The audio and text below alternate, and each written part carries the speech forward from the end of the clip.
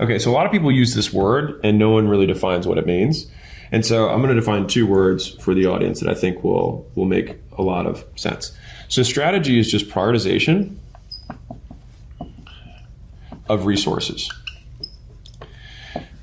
So when people are like, man, I really need a strategy, it's like, dude, it just means what are my priorities? That's all it is.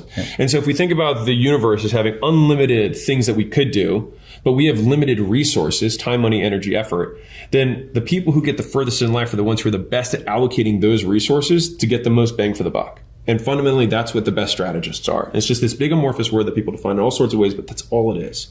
And so then it's like, okay, well, if I'm going to prioritize my resources, I want to prioritize my resources in a way that provides the most value. And so for customers, I see value as this value equation, which I taught in the $100 million offers book, which is I see there's 4 variables to value. You've got the dream outcome, like is the thing they want, the need thing that you're referencing earlier. We've got perceived likelihood of achievement, which is if I buy this thing, how likely is it that I'm actually going to get what I want? And this was actually the last one that I added to this because I was like, there was another thing that felt like it was missing. You've got time delay, which is how long is it going to take between when I buy and when I get? And then I've got sacrifice and effort. So they're 2 sides of the same coin. Effort is what are the things that I have to start doing as a result of this purchase that I don't want to do? And what are the sacrifices, what are the things I'm going to have to stop doing that I wish I could keep doing? And so fundamentally, the goal here is you want to increase the dream outcome as much as humanly possible and increase their perceived likelihood. And you want to decrease the time delay and decrease the effort and sacrifice. And so in a perfect world, you'd have something that they click a button, they get their dream outcome absolutely guaranteed immediately by doing nothing. And if you had that, you'd have an infinitely valuable product. If you think about like, hey, buy a 6-pack. If someone could just simply click a button and then all of a sudden they could pull their shirt up and they would have a 6-pack. Press that button right now. Of course. Yeah. So many people would. And so and then because of that, we'd be able to charge a tremendous amount of money. And so by thinking through this, these things, in my opinion, will never change. People will always want things to be faster. People always want to do less for them. They will always want to have less risk or a higher perceived likelihood of achievement. And they want to make sure the thing is actually what they want. And so I obviously, I use fitness examples a lot because a lot of people understand it. But it's like, okay, let's say that someone wants to lose weight. Okay, that's the dream outcome. Well, then why is it that a PDF is $5 about how to lose weight and liposuction is $50,000? Well, the other 3 variables.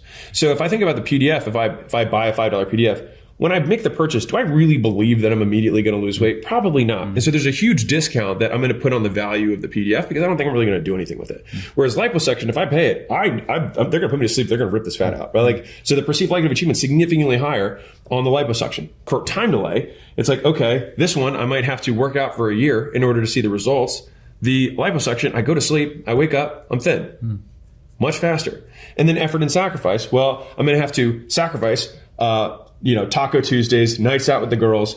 I'm gonna have to sacrifice sleeping in. I can't do that anymore. Sacrifice my weekends. And the effort is I now have to wake up early. I have to eat food that I don't like. I'm gonna have to be sore. I'm gonna have to feel stupid because I don't know how to exercise. It's like there's a lot of cost with that compared to you just wake up and you didn't do anything. And so for that reason, one thing's $5 and the other thing's $50,000. And so if we think through that, like there's many different things that solve losing weight, making more money, getting more leads. There's a ton of different things. But if you want to make sure that your thing's more valuable, you want to decrease the risk, which is increased perceived likelihood. You want to make it faster, decrease the time delay, and you want to make it easier. This framework works so well. A case study like Blockbusters, they didn't keep their advantage because people wanted it quicker because going to Netflix. Originally, it was getting posted to them. Blockbusters didn't think people wanted it posted to them. They thought it was more convenient for people to go to a store and buy it. And so it was a less time delay. There was less sacrifice. Just press a button at home. People don't keep their advantage. They die like blockbusters do. So you've got to keep thinking about how you can make this. This is a brilliant equation, by the way. I'm glad you went a bit deeper on it because I think a lot of people just talk about this top line, as you say. They don't think about the time delay and they don't think about the sacrifice element. It's so funny you say that because the first half of my career, all I thought about was this. All I would do to me was this was promise and this is proof. So all I did was I had bigger promises, more proof, bigger promises, more proof. But if I look at the biggest companies in the world, all they focus on is this. Totally. Amazon's like, how do I make it easier? How do I make it faster? How to make it less effort for the person?